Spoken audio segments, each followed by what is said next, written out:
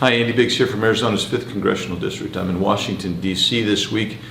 The Senate starts its impeachment trial of President Trump, former President Trump. And I emphasize former President Trump because what the reality is, the Constitution says impeachment is used for president, vice president, or other executive officer. President Trump is none of those. He is a former president.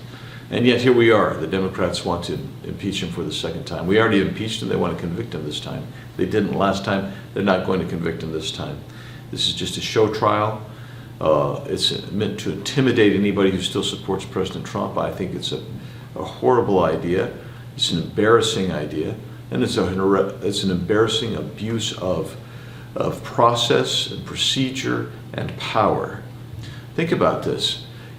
Normally, you have a resolution that comes to the floor, the House votes on it, and then you have a set of hearings in the House, and then you vote on the results of that committee's recommendations, again, on the floor of the House. Even in the first sham impeachment, even though it was a truncated, distorted process, you actually had hearings and arguments and debate and evidence presented. In this particular impeachment process in the House, you didn't have any of that. We had 2 hours of debate, and away we went, and the Democrats voted in bloc to impeach President Trump. Now, they've carried it over to the Senate. It's unconstitutional.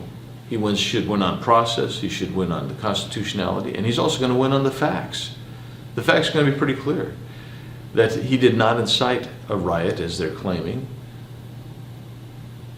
The words that he said are clear. The fact that this was pre-planned is by some criminal types. That's clear. The FBI and other law enforcement are now dripping and drabbing that out so we can see that. This is just done like so much of this has been done for the last 4.5 years because the left hates Donald Trump. And why do they hate Donald Trump? Because he was trying to restore this place, Washington, D.C., the seat of government, to the people who have the power. That's you, the American people. I'll keep you posted.